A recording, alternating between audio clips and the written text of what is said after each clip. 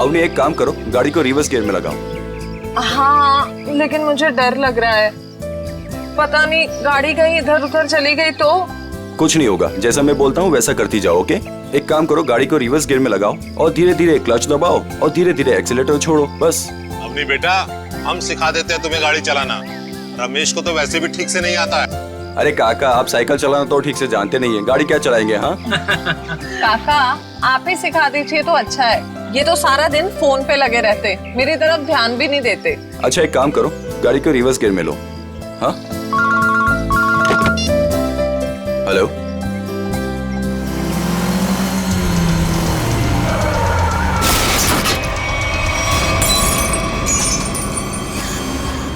अवनी, ये तुमने क्या कर दिया? हाँ, बदबू कहां से आ रही है?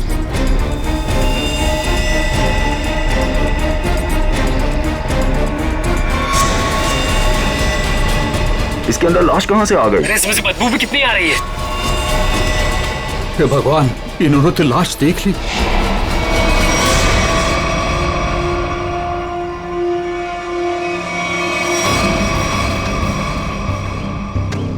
इस मूर्ति का बेस तो एकदम अच्छे से बनाया गया है, कोई लापरवाही की गई ऐसा लगता तो नहीं है।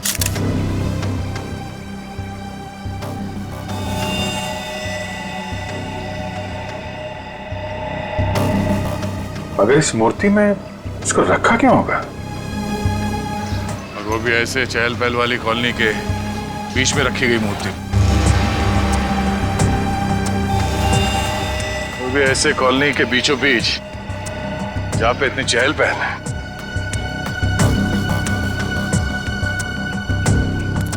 सर, कॉलोनी के लोग काफी घबराए हुए हैं, किसी को नहीं पता है लाश किसके। और सर, इस कॉलोनी से कोई गायब भी नहीं हुआ है। चलो देखते हैं। आप लोग प्लीज इन बच्चों को अंदर घर भेज दीजिएगा, ये सब देखना सुनना इनके लिए अच्छा नहीं। प्लीज बच्चों, घर जाके खेलो, जाओ। माँ, आजोबा की मूर्ति में क्या था और उससे इतनी बदबू क्यों आ रही थी? घर आके बताती हूँ। बच्चों, मम्मी की बात सुनना चाहिए। हाँ, जाओ घर के अंदर जाओ। आपके बच्चे ने कहा कि ये मूर्ति उनके दादाजी की? जी, मेरे पिताजी की मूर्ति थी, सुमित प्रकाश नाम था उनका। उनकी मूर्ति क्यों बनवाई थी? मेरे पति एक इंजीनियर और साइंटिस्ट थे। सूखे इलाकों के लिए उन्होंने एक नई सिंचाई पद्धति का आविष्कार किया था। इसी से खुश होकर गवर्नमेंट ने उन्हें ये जमीन दान में दी थी। और सुमित जी इतने महान थे कि उन्होंने वो जमीन कॉलोनी को दान कर दी थी और हमने उसी जमीन पर ये बच्चों के लिए ये पार्क बनवा दिया। इसीलिए हमने उनके सम्मान में इस पार्क में उनकी मूर्ति लगवाई। देखिए, ऐसा लगता है कि किसी ने हाल में इस लाश को मूर्ति में छिपाया है। हाँ, कुछ महीनों पहले। आप लोग बता सकते हैं कि मूर्ति यहाँ कब लगाई गई थी? क्योंकि शायद लाश को उसी वक्त अंदर रखा गया था। ये क्या कह रहे हैं सर? ऐसा हो ही नहीं सकता। सुमित जी जिस साल गुजर गए उसी साल ये मूर्ति वहां लगवाई गई थी। कम से कम 39 साल हो गए। 39 साल पहले? तो ये हो सकता है कि जब हाल फिलहाल में मूर्ति बदली गई हो या फिर इसकी मरम्मत की गई हो, तब ये लाश इसमें डाल दी गई हो। जी नहीं, जब से ये मूर्ति लगवाई गई है तब से ना इसकी मरम्मत हुई है और ना इसे बदला गया। ऐसे कैसे हो सकता है? कुछ महीनों पहले मरे हुए आदमी की लाश इतनी पुरानी मूर्ति के अंदर कैसे हो सकता है? शायद ऐसा हुआ हो कि रात के अंधेरे में ये काम हुआ हो और आप लोगों को पता नहीं चला। पूर्वी, जरा वॉचमैन से पता करना। सर, इस कॉलोनी में करीब 200 फैमिलीज रहती है। अगर किसी ने रात को पुतला बदला होता, किसी ने तो देखा होता, लेकिन यहाँ तो किसी ने कुछ देखा ही नहीं। सर, यहाँ पर 2 वॉचमैन हैं, एक दिन में ड्यूटी करता है और एक रात में, और दोनों का ही कहना है कि किसी ने भी मरम्मत का काम होते हुए नहीं देखा। कमाल है, अगर कोई काम हुआ नहीं है तो फिर ये लाश मूर्ति के अंदर आई कैसे? सचिन, 39 साल पहले ब्रॉन्ज की मूर्ति खड़ी की गई हो, तब से लेकर आज तक ना किसी ने उसकी मरम्मत की, ना उस मूर्ति को बदल दिया। हाँ सर, 1976 की बात है सर। हाँ, और आज उस ब्रॉन्ज के पुतले के अंदर मिलती है एक लाश, और कॉलोनी के 40 लोग कहते हैं कि उन्होंने कुछ देखा तक नहीं। कैसे हो सकता है? मूर्ति के अंदर लाश? 2 ही तरीके आते हैं मेरे दिमाग में। एक, या तो पुरानी मूर्ति के अंदर लाश रखी या फिर नई मूर्ति बनाकर उसके अंदर लाश डालकर उस नई मूर्ति को पुरानी मूर्ति की जगह रखी गई और पुरानी मूर्ति गायब कर दी गई होगी। सर लेकिन ब्रॉन्ज की नई मूर्ति बनाने के लिए तो कई दौर से गुजरना पड़ा हो।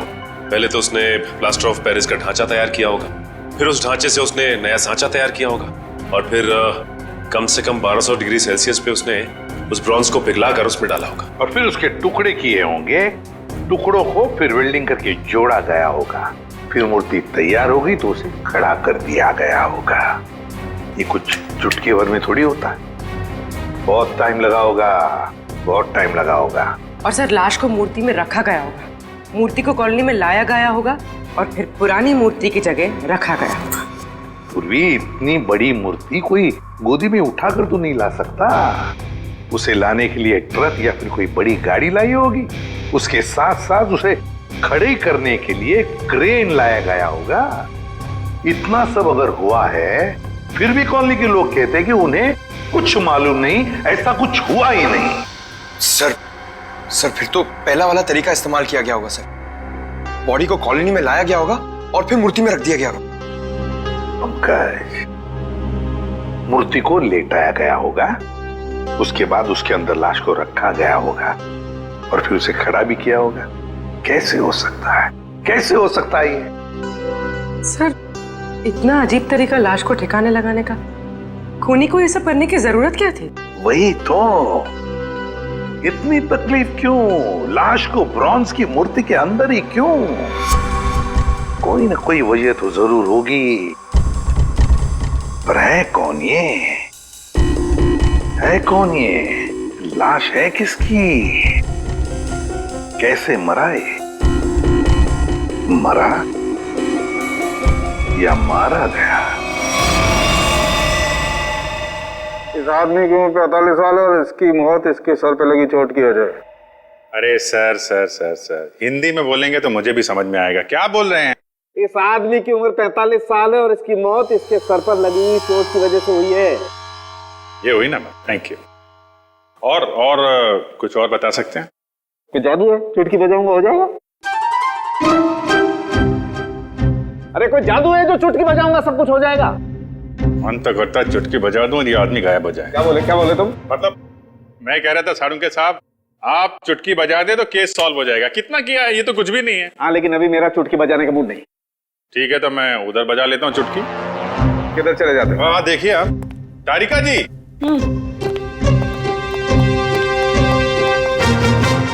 कुछ मिला आईडी वाईडी आपको? ना आईडी ना वॉलेट, कुछ नहीं। और ये कपड़ों की हालत देखो। भाई साहब बज गई चुटकी। लेकिन मैं आपको एक चीज बता सकती हूँ। अरे वाह, अब बजी चुटकी। मुझे मालूम था तारिका जी, आप मुझे कभी निराश नहीं करेंगे। बताइए। मैं आपको ये बता सकती हूँ कि ये लाश कितने समय तक उस मूर्ति में थी। अच्छा, कितने समय से? ये लाश ब्रॉन्ज की मूर्ति में बंद थी, वातावरण के प्रभाव में आए बिना। कुछ टेस्ट के बाद ये पता चला है कि 2 महीने से ये लाश उस मूर्ति में बंद थी।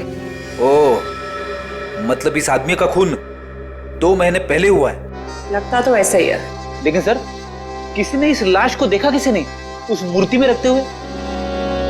कॉलोनी वाले बता रहे थे कि मूर्ति 39 साल पुरानी है। डॉक्टर साहब आप ये बता सकते हैं ये मूर्ति नई है या पुरानी है? ये मूर्ति 39 साल पुरानी नहीं है, नई है।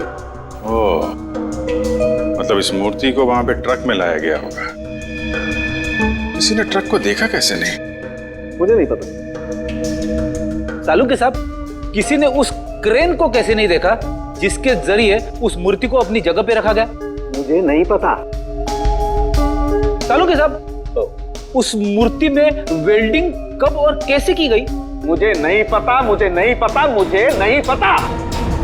ठीक है सर, मुझे लगता है लाश की गंध की वजह से सालुंके साहब का दिमाग खराब हो गया है। क्या बोल रहा है? क्या बोल रहा है? क्या बोल रहा है? क्या बोल रहा है? देखो, मुझे परेशान मत करो, मुझे इस लाश का चेहरा भी बनाना है। Don't disturb me. सर आपसे कोई सवाल नहीं करेंगे, आप चेहरा बनाइए। चलो एक बात तो ये पता चल गई कि मूर्ति नहीं है और किसी ने उसमें लाश रखी है। और कैसे सर? कैसे और कब का पता बाद में लगाएंगे, पहले ये पता लगाना है कि ये नई मूर्ति बनाई किसने।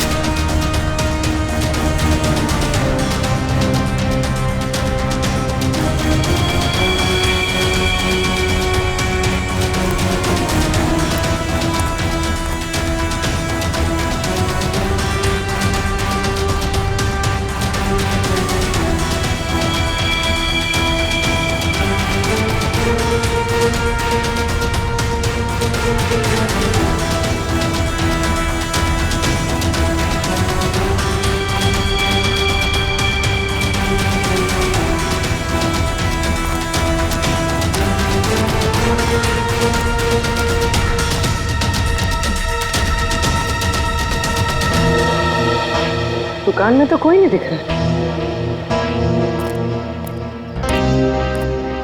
वाह, एक खूबसूरत लड़की मेरे दुकान पे। सीआईडी से हूँ मैं। तो क्या हुआ? लगता है तुम्हारा दिमाग ठिकाने पे नहीं है मिस्टर कुमार। क्या? कुमार? मैं किसी कुमार सुमार को नहीं जानता और न मैं कुमार सुमार हूँ। तुम निशित कुमार नहीं हो जिसकी ये दुकान है? ओह, इस दुकान के पहले वाले मालिक निशित कुमार, उनकी बात कर रही है ना? पहले वाला मालिक? हाँ, निशित कुमार का 2 महीने पहले खून हो गया।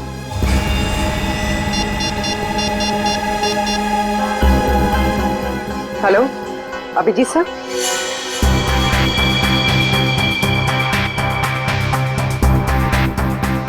तारिका, बन गया ना चेहरा? तो इन्होंने ये दुकान निशित कुमार से खरीदी है और 2 महीने पहले उनका खून हो गया। 2 महीने पहले की वो लाश थी ना जो उस मूर्ति में से मिली? हाँ सर, लाश। हाँ लाश। आप ये बताइए कि निशित कुमार के बारे में और क्या जानते हैं आप? सर मुझे ज्यादा पता नहीं है। उनकी माली हालत भी ठीक नहीं थी और कई सालों से उनके पास कुछ काम भी नहीं था। उनके घर का एड्रेस देना। वो घर में अकेली थी। जब मैं बाहर से आई तो देखा चोरों ने उनका गला काट दिया था। शायद मैं यहाँ होती तो उनको बचा सकती थी सर। हम आपकी तकलीफ समझ सकते हैं अर्चना जी, पर क्या आप बता सकती हैं कि क्या क्या चोरी हुआ था? कुछ नहीं, चुराने के लिए आई ही क्या घर में? कुछ नहीं था और अब भी नहीं है। आपके पति जो मूर्तियां बनाते थे वो किनके लिए बनाते थे? मेरा मतलब है उनके क्लाइंट्स कौन कौन थे? मुझे पता नहीं, लेकिन उनकी सारी चीजें वो अलमारी में रखते थे। हम वो अलमारी देख सकते हैं? जी। अलमारी देख लो जरा।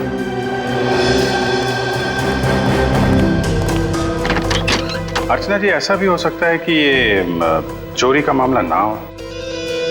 मैं समझी नहीं सर कुछ। निशित जी का कोई दुश्मन भी था जो उनकी जान लेना चाहता हो? सर मामूली सा शिल्पकार, उनका दुश्मन कौन हो सकता है?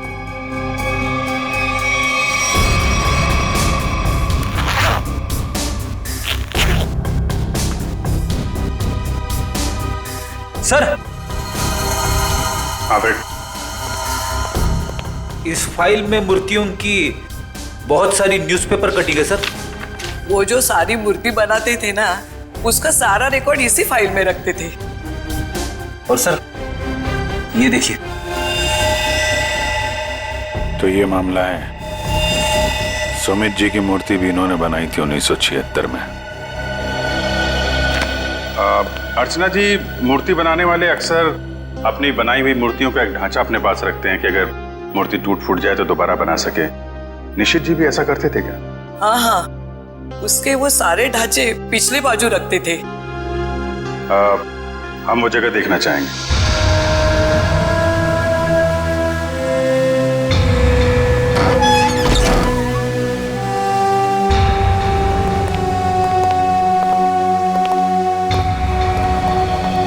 सर, आप सब देख रहे हैं ना, ये उनकी पूरी जिंदगी की कारीगरी है। उन्होंने जितनी भी मूर्तियां बनाई थी उन सबका एक एक ढांचा यहाँ है।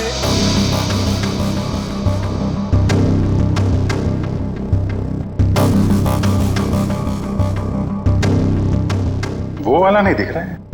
कौन सा वाला? वो सुमित जी की जो मूर्ति का ढांचा है, वो उस तरफ होना चाहिए।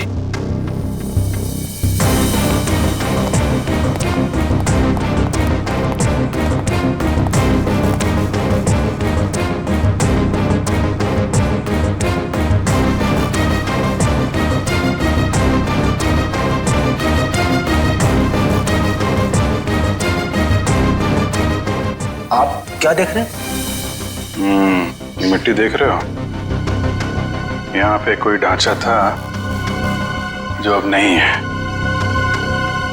अर्चना जी, हाँ, वो सुमित कुमार जी की मूर्ति का ढांचा यहीं पे था?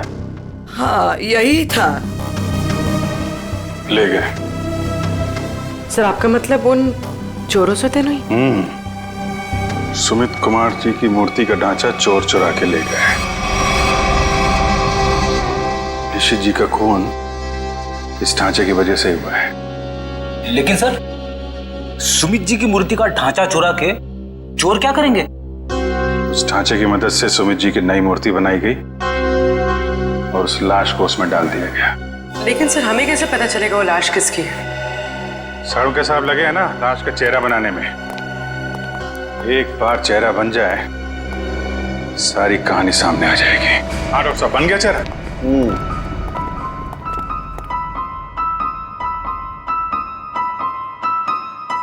ये देखो बॉस, ये है वो मरा हुआ आदमी। क्या? ये कैसे हो सकता है? डॉक्टर साहब, ये क्या मजाक है? भाई साहब, मैं मजाक नहीं कर रहा हूँ, यही है उस आदमी का चेहरा, ऐसा ही दिखता है वो। मैं जानता था, मुझे बिल्कुल पता था ये कुछ ऐसा करेंगे जिससे सारा केस उलट जाए। क्या बात कर रहे हो यार तुम? मैं ऐसा क्यों करूंगा? क्या हो गया तुम्हें? अभिजीत, ये क्या कह रहे हो तुम? ये उसी आदमी का चेहरा है। सर, मजाक क्यों करेंगे? क्योंकि डॉक्टर साहब ने जो चेहरा बनाया है वो मूर्ति का चेहरा है। सुमित जी का चेहरा है जो 39 साल पहले मर चुके हैं। इस चेहरे में सिर्फ मूंछ लगाना बाकी। क्या बात कर रहे हो? ये आप बताइए, आपने बनाया है चेहरा? मैंने तो वही बनाया है जो मुझे खोपड़ी ने बताया। मैंने तो मूर्ति देखी भी नहीं है यार। तो आप देख लीजिए, ये मूर्ति है। ये तो वाकई वही चेहरा है जो मैंने बताया। ऐसा कैसे हो सकता है? सर, ये आदमी 39 साल पहले मर चुका है। आज जिंदा होता तो 80 साल का होता। और आपने कहा था ना कि ये मरा हुआ आदमी 45 साल का है। कैसे पॉसिबल है? आई एम सॉरी बॉस, मुझे छुट्टी चाहिए। वो आप देखो सर। पहले हम ये पता लगाने की कोशिश कर रहे थे कि लाश को मूर्ति में रखा कैसे गया। अब हमें यह पता लगाना है कि सुमित जी की लाश सुमित जी की मूर्ति में आई कैसे और क्यों। सर, कुछ पता चला उस लाश के बारे में? देखिए, उसी के बारे में हम लोग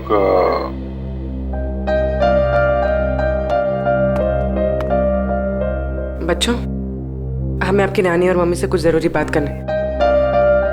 और बातें ऐसी हैं जो आप लोगों को नहीं सुननी चाहिए। तो आप लोग प्लीज अंदर जाइए। क्यों? हम क्यों नहीं सुन सकते? ये बड़ों की बातें हैं, बच्चों का कोई काम नहीं। हमें पता है, हमारे आजोबा की मूर्ति में से लाश मिली है ना। आप उसी के बारे में बात करने आए हो ना? हाँ, और कुछ जरूरी बातें। आप लोग अच्छे बच्चे हो ना? हो ना, प्लीज अंदर जाओ।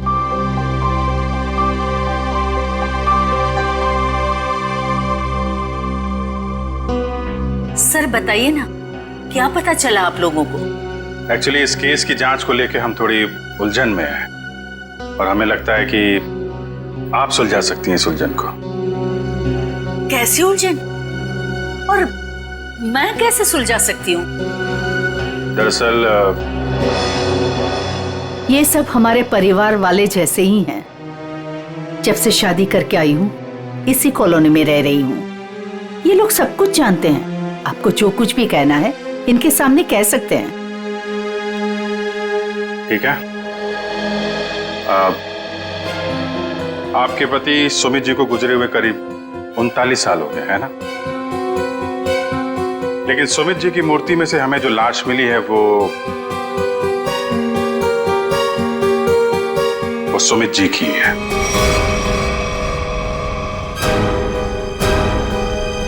ये कैसे हो सकता है?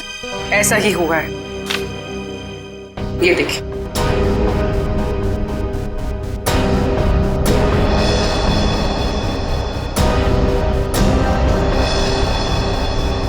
इतने यकीन के साथ आप ये कैसे कह सकते हैं?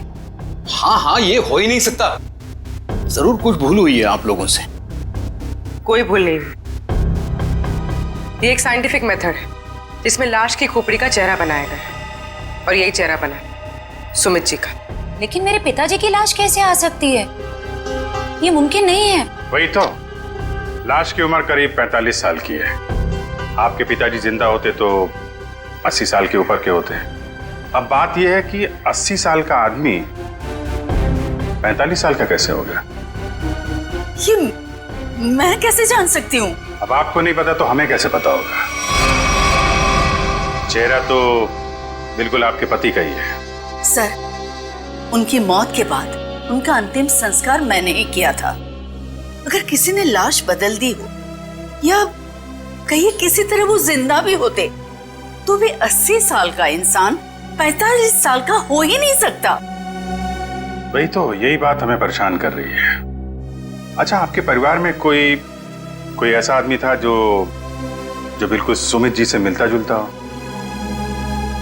नहीं, जब से मैं उन्हें जानती हूँ या जब से मेरी शादी हुई है मैंने तो ऐसा किसी को नहीं देखा जो उनकी तरह दिख रहा हो।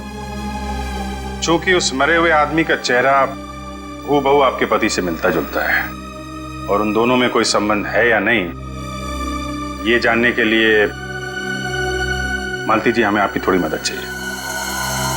कैसी मदद? अगर आपको बुरा ना लगे तो हमें आपका डीएनए उस मरे हुए आदमी से मिला के देखना होगा। यही एक तरीका है सच्चाई को जानने का।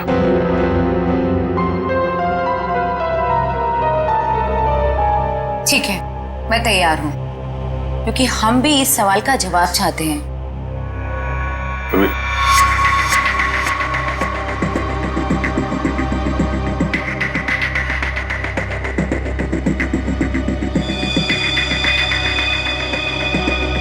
Thank you. हम फिर मिलेंगे, पर तब जब आपके साथ मिलेंगे। आता रेखा जी, डीएनए रिपोर्ट आ गई? पार्शियल मैच है। क्या पार्शियल मैच है? देखा, इसका मतलब सालू के गलत नहीं था बॉस। ये आदमी सुमित के परिवार का ही। बाप का डीएनए बेटी में भी है और इस मरे हुए आदमी में भी। निश्चित रूप से ये आदमी सुमित के परिवार का ही कोई है। अगर ये सुमित का रिश्तेदार है तो किसी ने इसे पहचाना कैसे नहीं? कोई तो होगा जो इसे पहचानता। ये बड़ी चौंकाने वाली बात है। आपने जो इसका चेहरा बनाया था उसकी फोटो हमने अखबार में भी भेजी, लेकिन ऐसा कोई भी आदमी सामने नहीं आया जो इसे पहचानता हो। अगर ये इसी शहर में था तो किसी ने तो इसे देखा होगा। कोई तो होगा इसके पहचान वाला। तारिका जी, आप तो जीनियस हैं। ऐसे क्या कह दिया मैंने? केस सॉल्व कर दिया। हो सकता है ये आदमी इस देश का हो ही ना, हो सकता है कि मरने से कुछ समय पहले इस देश में आया। ओह, इसीलिए किसी ने इसे पहचाना नहीं। हाँ, पिछले 2-3 महीने की इमिग्रेशन रिपोर्ट्स चेक करनी होंगी हमें। पंकज, आज के अखबार में मैंने अपना राशिफल देखा। जानते हो क्या लिखा था उसमें? क्या था सर? बहुत जल्द नौकरी में बदलाव होगा। इसका मतलब जानते हो? हाँ सर, ये तो बहुत दुख की बात है। आपका डिमोशन होने वाला है। आपकी पोस्ट तो मेरे से भी नीचे होने वाली है। क्या बोलता है? अरे इसका मतलब है मेरा बहुत जल्द प्रमोशन होने वाला है। हाँ, पिछले 1 हफ्ते से मुझे ऐसा ही लग रहा है। लेकिन मुझे ऐसा नहीं लग रहा है। क्यों? सर अभिजीत सर ने बिल्कुल सही पता लगाया सर। इमिग्रेशन रिकॉर्ड से उस मरे हुए आदमी का चेहरा मैच कर रहा है सर। गुड, मिला है सर।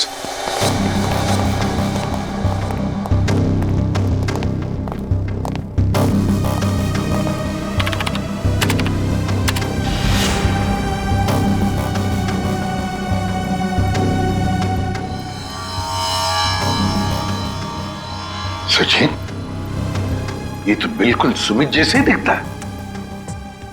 इसका नाम ब्रेंडन है, उम्र 45 साल और 2 महीने पहले यूके से आया था सर।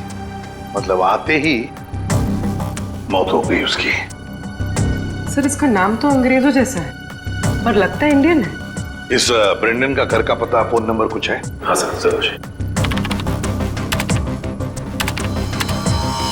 पूर्वी, इस नंबर पे फोन करो। घर का ही फोन नंबर होगा ही। उसके माता पिता से बात करो, मगर सावधानी से। शायद उन बेचारों को पता भी नहीं होगा ब्रेंडन के साथ क्या हुआ है। और देखो बातचीत में कुछ पता चलता है क्या इस ब्रेंडन के बारे में। सर। हाँ सर, मैं सीआईडी छोड़ रहा हूं। अब और बर्दाश्त नहीं होता। मैं पागल हो जाऊंगा। क्यों? ऐसा क्या हो गया? इस केस में बहुत कंफ्यूजन है और सबसे बड़ी बात तो यह है कि वह आदमी अंग्रेज निकला। मेरा दिमाग फट जाएगा सर। मैं भी छुट्टी पे जा रहा हूं सालू के साथ। अभी जाओ, अभी जाओ, इसी वक्त। बोरिया भी सरा बांधो, निकल जाओ सीआईडी से। जाओ और कुछ समय बिताओ अपनी बीवी के साथ, शायद कुछ अकल आ जाएगी। जाओ। सर, आपका राशिफल तो सही निकला। नौकरी में बदलाव मतलब आपका रेजिग्नेशन, इस्तीफा।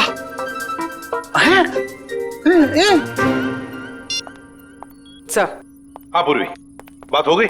हाँ सर, एक और चौंकाने वाली बात पता चली। क्या? सर, ये ब्रेंडन सुमित का बेटा था। ब्रेंडन सुमित का बेटा है? वो कैसे? उसकी पहली शादी से। सुमित ने बियाट्रिस नाम की एक अंग्रेज औरत से 1970 में शादी की थी।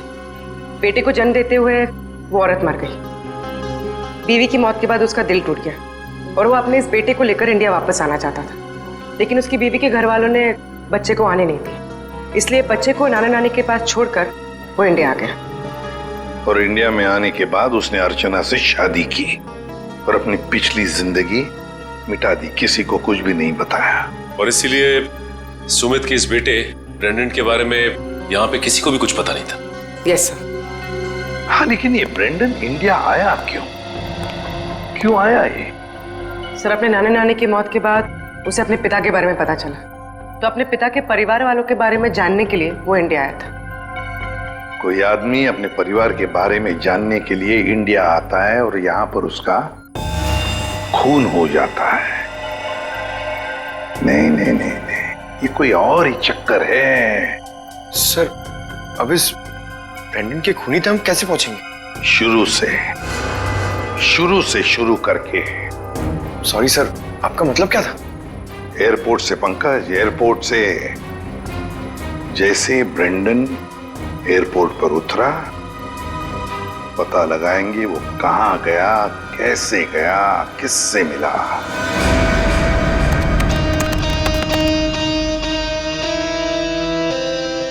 सर, ये फुटेज एयरपोर्ट के अराइवल गेट की है सर, जब ब्रेंडन इमिग्रेशन से बाहर निकल चुका था। सर, ये रहा ब्रेंडन। ये कैप वाला आदमी ब्रेंडन से मिलने आया? कैप की वजह से उसका चेहरा ठीक से दिख नहीं रहा। जरा जूम करो उसमें।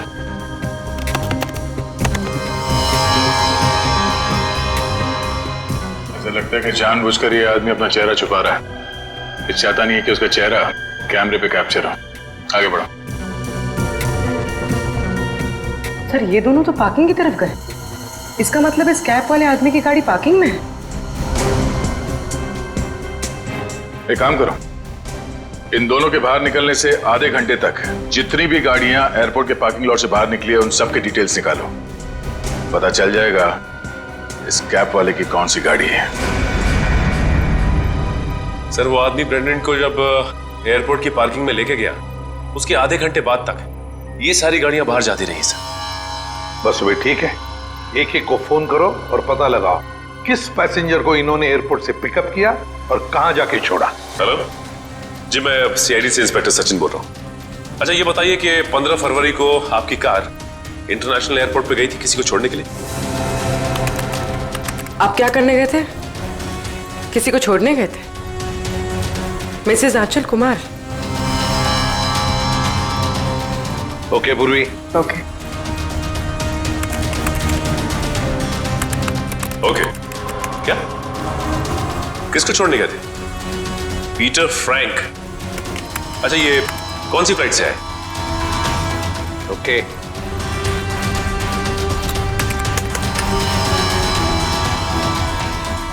मिस्टर डिसिल्वा,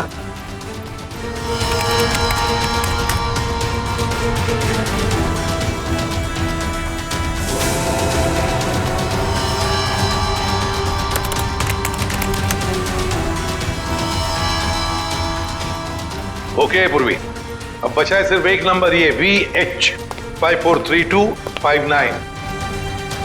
और सर ये नंबर किसी मिस्टर अनिल के नाम पे जो कि लोनावाला के बंगलों पे रजिस्टर्ड है सर। लेकिन ये आदमी फोन नहीं उठा रहा है सर। फोन नहीं उठा रहा है? लगता है ये अनिल ही पिकअप करने आया था ब्रेंडन को एयरपोर्ट पर। सर कहीं इस अनिल ने ही तो ब्रेंडन का खून नहीं किया? हो सकता है पूर्वी। एक बात तो पक्की है, इस अनिल का जरूर कोई ना कोई संबंध है ब्रेंडन के खून के साथ। सरकार के रजिस्ट्रेशन के हिसाब से अनिल जी का घर यही है। काफी पैसे वाला लगता है ये अनिल जी। इतना बड़ा बंगला, वो कार। लेकिन इस अनिल जी को ब्रेंडन से क्या काम पड़ गया? सर मुझे तो लगता है कि इस ब्रेंडन को इंडिया में कोई जानता ही नहीं होगा। ब्रेंडन को इंडिया में कोई जानता नहीं था तो ये अनिल एयरपोर्ट क्यों गया था उन्हें लेने? उसके बाद ये ब्रेंडन गायब कहाँ हो गया? कोई दरवाजा खोल क्यों नहीं रहा है? जी कौन है आप लोग और क्या चाहिए? आपके मालिक अनिल जी से मिलना है। कहाँ है वो? वो नहीं है। आप क्यों पूछ रहे साहब?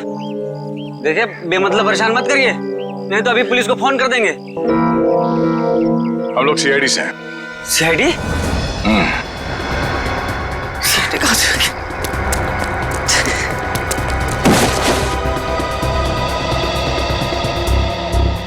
अब ये हमारे किसी काम का नहीं है। लगता है अनिल जी उसी तरफ है जिस तरफ ये भाग रहा है। चलो देखते हैं। हट, हट।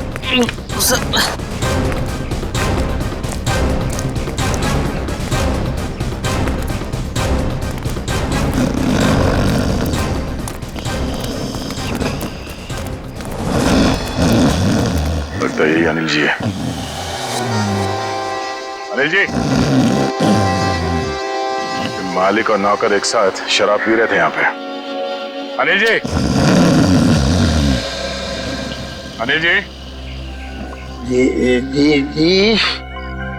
हम ये जानने आए कि कुछ महीने पहले आप ब्रेंडन को एयरपोर्ट से लेकर कहाँ गए थे? एयरपोर्ट? ब्रेंडन? मैं कुछ नहीं समझ पा रहा यार, क्या बोल रहे हो तुम? हम ये कह रहे हैं कि ब्रेंडन को लेके आप एयरपोर्ट से आए थे और ये हमने सीसीटीवी फुटेज में देखा है।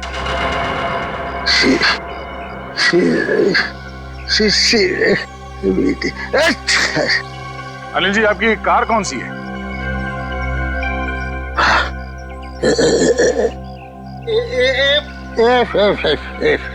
सच्चाई तो ये है कि ना तो ये बंगला आपका है और ना ही वो कार। बाप अब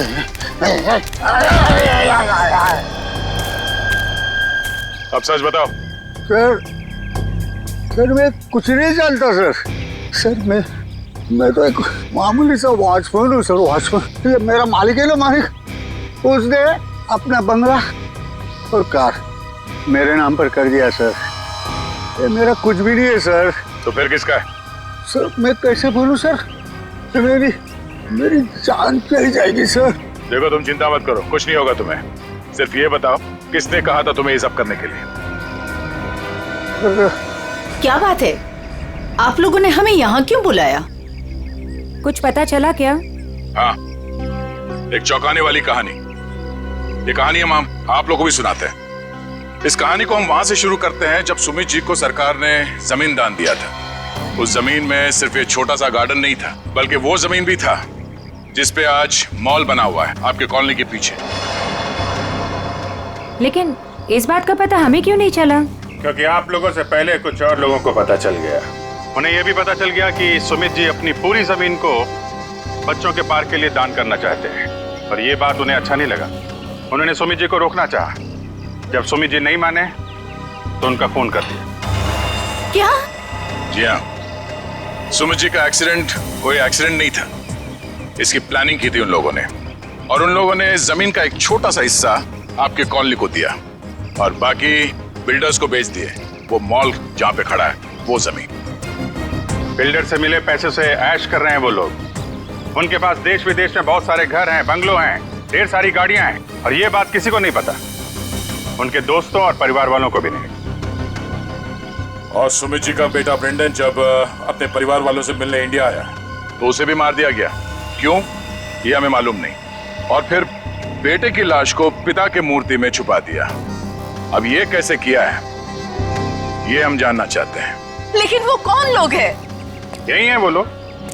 सच तो ये इसी कॉलोनी में रह रहे हैं, धोखे और खून से कमाए हुए पैसों पर ऐश कर रहे हैं, लेकिन हम उन्हें जानते हैं।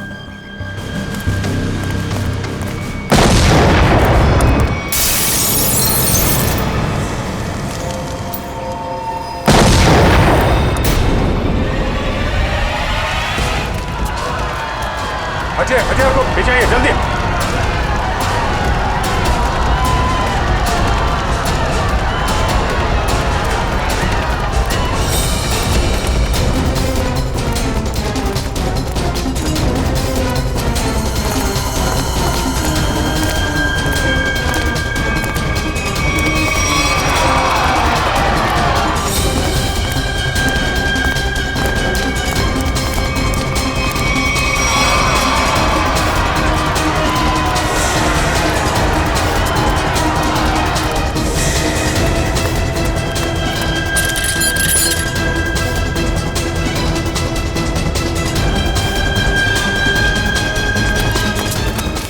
आनंद, आनंद संभालना यार। अरे अरे क्या हो रहा है ये?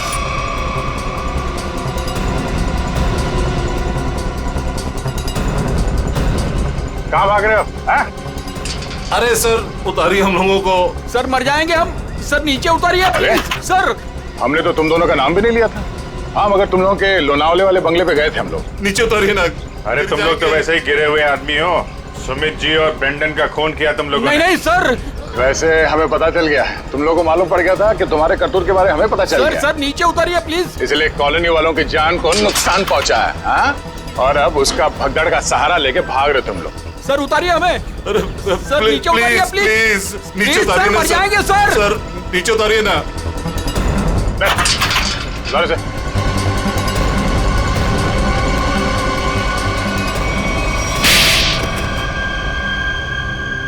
लेकिन वो तो आपके दोस्त थे, फिर आपने उनको क्यों मार दिया? क्योंकि इनके लिए पैसा दोस्ती से ज्यादा मायने रखता है। लेकिन ब्रेंडन को क्यों मारा? सर एक्चुअली हम उसे मारना नहीं चाहते थे। हम उसे एयरपोर्ट से सीधा हमारे खाली पड़े हुए फ्लैट पे लेके गए। हमने सोचा था हम उसके बाप के मरने की झूठी कहानियां सुनाकर उसको यूके वापस भेज देंगे, और उसने हमारी वो बातें सुन ली थी जिसमें हमने सुमित को मारने का जिक्र किया था। इसके लिए उसको मारा सर। लेकिन उसकी लाश मूर्ति में क्यों छुपाई? हम नहीं चाहते थे कि उसकी लाश किसी भी हालत में सीआईडी को मिले। अगर हम उसे जलाते, दफनाते या किसी तालाब झील में उसकी लाश छोड़ देते तो एक न एक दिन तो लाश मिल ही जाती ना। फिर तो हम पकड़े जाते। इसलिए हमने उसकी लाश सुमित की मूर्ति के अंदर डाल दी थी ताकि कोई ढूंढ ना सके। इसीलिए तुम लोगों ने निशित को मार दिया और उसके गोडाउन से सुमित जी के पुतले का ढांचा को चुरा लिया और नई मूर्ति बनाई। हाँ?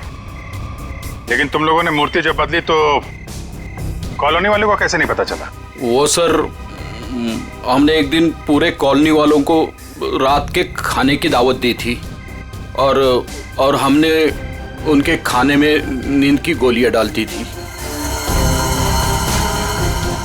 अच्छा, जब सारी कॉलोनी सो गई तो पुरानी मूर्ति की जगह नई मूर्ति रख दी। अगर अवनी अपने कार से उस मूर्ति को ठोकर नहीं मारती तो इनके काले कारनामों से पर्दा नहीं हटता। लेकिन सच्चाई में एक ताकत होती है जो कभी छुपती नहीं। और जुर्म में भी वही कमजोरी होती है, वो भी कभी छुपती नहीं। इन्हें हमारे हवाले कर दीजिए, इन्हें सजा अब हम देंगे। हाँ सर, इन्होंने हमें धोखा दिया है, ये हमारे गुनहगार है। नहीं सर, हमें अरेस्ट कर दो, ये लोग मार डालेंगे। हमें अरेस्ट कर लीजिए सर। तुम्हें सजा देने का हक अगर हमारे हाथ में होता तो हम तुम्हें इनके हवाले कर देते। हमारे हाथ बंधे हुए हैं, वरना निखिल, पंकज ले जाओ इन्हें।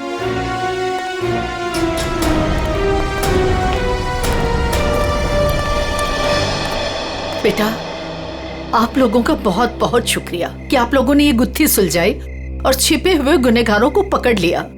ये तो हमारा फर्ज था, लेकिन हम पूरी कोशिश करेंगे कि मॉल की जमीन भी कॉलोनी को वापस मिल जाए। आपके पति का जो सपना था वो पूरा होके ही रहेगा। खुश रहो बेटा, खुश रहो।